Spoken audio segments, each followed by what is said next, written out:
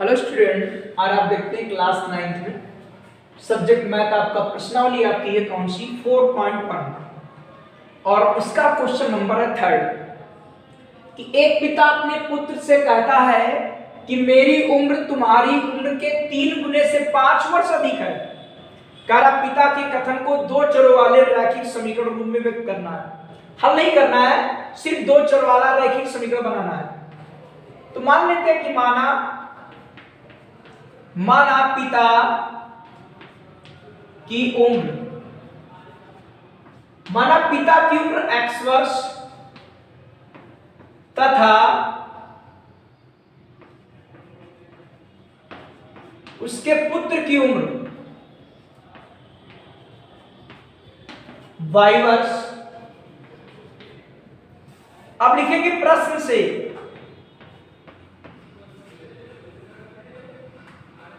पिता की उम्र कितने वर्ष x वर्ष और उनके पुत्र की उम्र कितनी होगी तथा उनके पुत्र की उम्र y वर्ष। प्रश्न से क्या आएगा, पिता अपने पुत्र से क्या कहते हैं, कह रहा कि मेरी उम्र, मतलब कह रहे हैं कौन, पिताजी कह रहे हैं कि मेरी उम्र तुम्हारी उम्र के 3 गुने, तुम्हारी उम्र के 3 गुने से 5 वर्ष अधिक है। किसकी उम्र अधिक है, पिताजी की।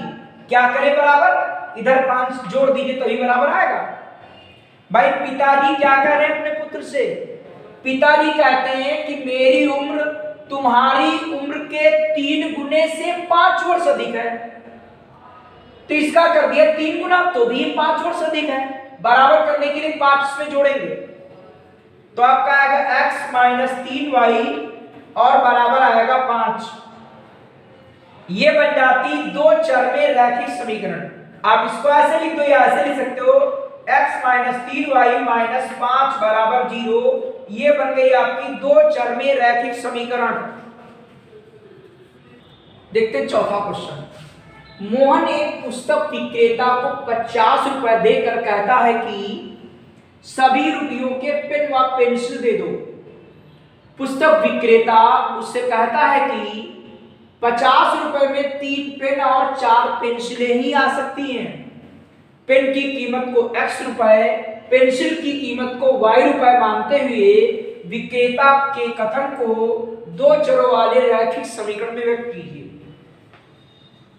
तो देखिए पेन की कीमत को क्या माना गया, x। तो मान लिया गया यहां पर है कि माना पेन की कीमत बराबर x रुपए मानी गई क्वेश्चन में तथा पेंसिल की कीमत को माना गया है y रुपए। अब प्रश्न से क्या कह रहा है, देखिए कितने पेन मिलेंगे, 3 पेन।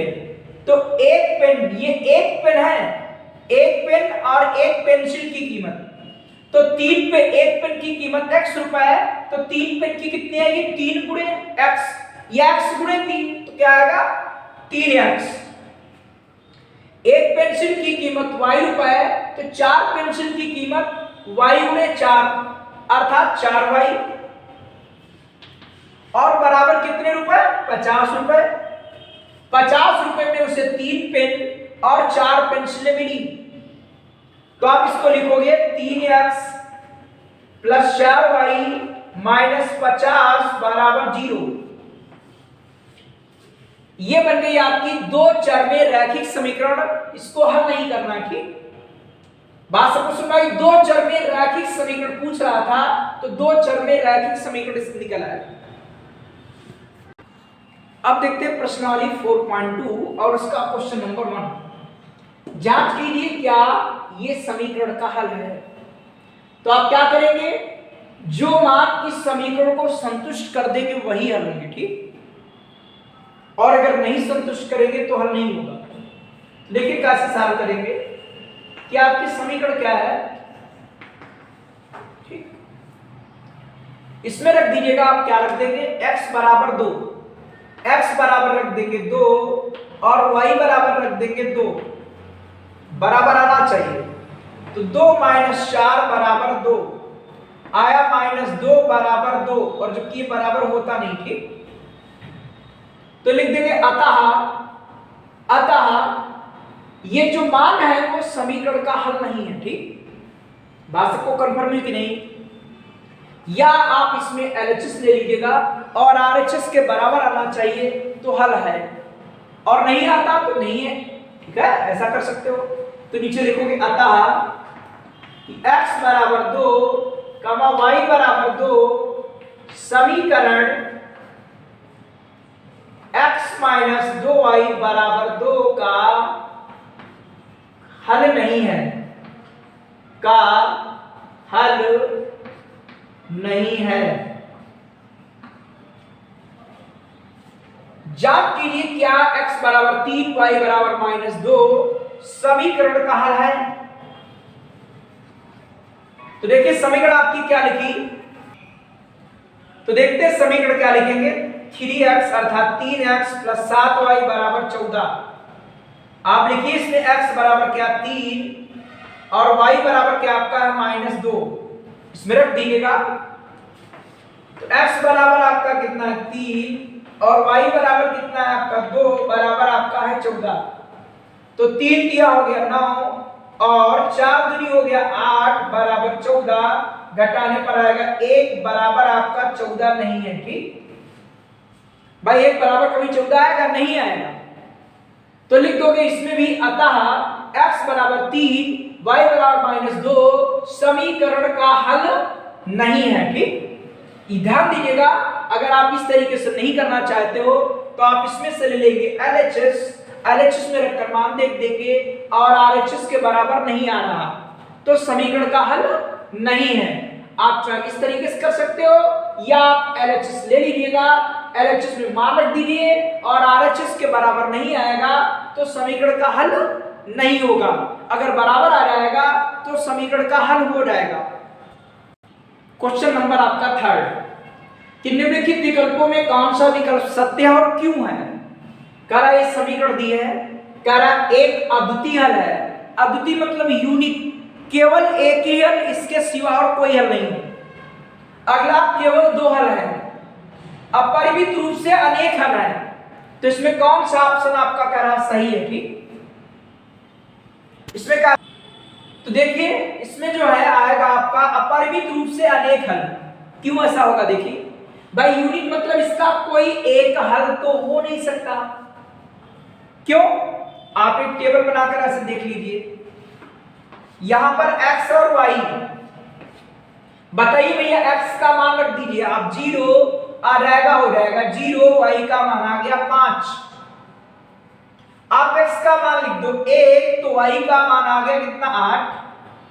x का मान रख दो आप 2, 2 तिया 6, y का मान कितना आ गया आपका 6 और 5 11। ऐसे ही अगर x के मान y के मान रखो तो x के मान निकल आएंगे। तो अद्वितीय हल मतलब केवल एक हल तो होगा नहीं, केवल 2 हल तो 2 हल तो होंगे नहीं। तो फिर क्या होगा? अपरिमित रूप से अनेक हल होंगे। भाई जैसे इसमें क्या हुआ, x का मान रखते गए y का मान निकल आया। ऐसे आप टेबल बना सकते हो कि यहाँ पर x y, अब y के मान रखते जाओ x के मान निकलते रहेंगे। तो इसके अपरिमित रूप से अनेक हल होंगे। ठीक, तो आपका ऑप्शन कौन सा सही है? थर्ड ऑप्शन में लिख देंगे अपरिमित रूप से अनेक हल है। क्यों है?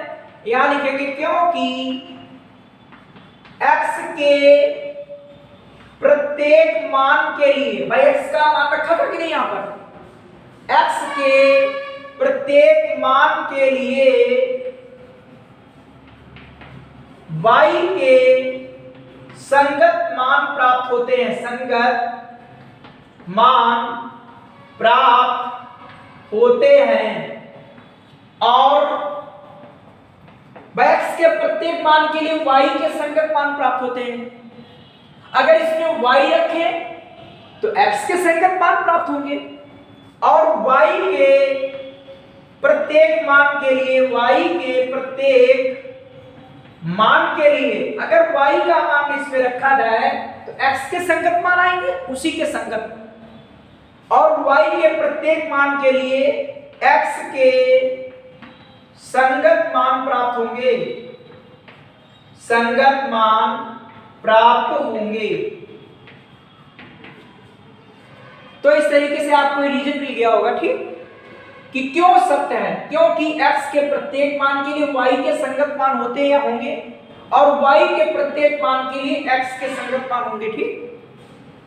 और इसके आगे के क्वेश्चन आपको आगे वीडियो मिलेंगे।